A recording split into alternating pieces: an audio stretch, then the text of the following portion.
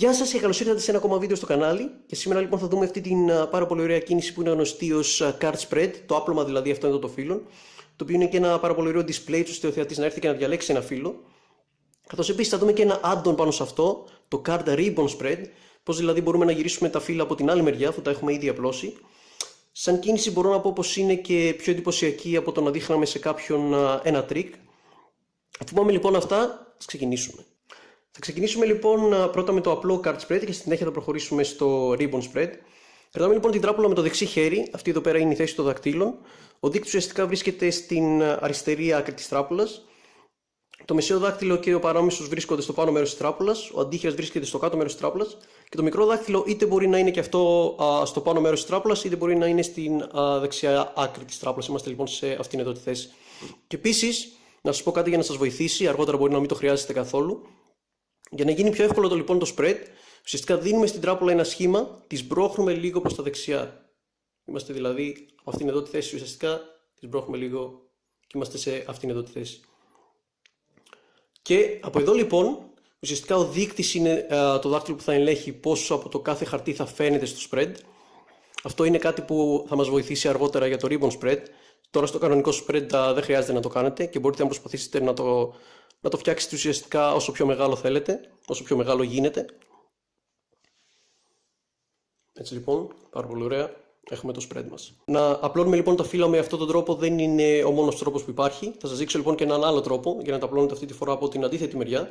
Κρατάμε λοιπόν την τράπουλα πάλι με το δεξί χέρι, ο αντίχειρας βρίσκεται αυτή τη φορά στην αριστερή άκρη της τράπουλας, καθώς και ο παράμεσος και το μεσαίο δάκτυλο βρίσκονται στην άλλη άκρη της τράπουλας. Και πάλι ο δείκτης βρίσκεται στο πάνω μέρος της τράπουλας. Για άλλη μια φορά λοιπόν ελέγχει πόσο από το κάθε χαρτί θα φαίνεται στο spread. Και ουσιαστικά αυτή τη φορά αντί να κάνουμε spread από εκείνη τη μεριά θα κάνουμε spread από την αριστερή μεριά. Δηλαδή αυτό εδώ. Και κάτι τελευταίο που θα ήθελα να πω πάνω σε αυτό είναι ότι επίσης μπορείτε να δώσετε στο spread σας, αν εξοικειωθείτε με αυτό, διάφορα σχήματα. Ως παραδείγματος χάρη κάποιο από τα αγαπημένα μου είναι το Z. Πάρα πολύ ωραία. Καθώς επίσης και ένα άλλο σχήμα που μου αρέσει πάρα πολύ είναι με το spread φυσικά με το άπλωμα των φύλλων, είναι το ωμέγα. Να πούμε λοιπόν κάτι που δεν είπαμε στην αρχή, χρησιμοποιούμε χάρτινα φύλλα, γιατί με τα πλαστικά φύλλα, επειδή αυτά είναι πιο βαριά, αυτές οι κινήσεις θα ήταν δύσκολες έως αδύνατες, οπότε θα συνιστούσα μια τράπουλα η οποία να μην είναι πλαστική. Ας δούμε λοιπόν και το card ribbon spread. Να σας πω λοιπόν κάτι που να κάνετε στην αρχή να σας βοηθήσει για να το κάνετε πιο γρήγορα. Ξεκινάτε λοιπόν, κάνουμε το πρώτο spread πάνω στα δάχτυλα του αριστερού χεριού. Είμαστε λοιπόν σε αυτή τη θέση, αντί λοιπόν να τα ανασηκώσουμε στη συνέχεια. Αυτό ουσιαστικά είναι για λόγους ταχύτητας, για να το κάνουμε πιο γρήγορα. Επίσης, να πούμε για το card ribbon spread ότι θέλετε καθώς κάνετε το πρώτο spread, τα φύλλα να απέχουν μεταξύ τους μια ίση απόσταση, γιατί αν απέχουν μεγάλη απόσταση αυτό δεν θα πετύχει, δεν θα γίνει σωστά.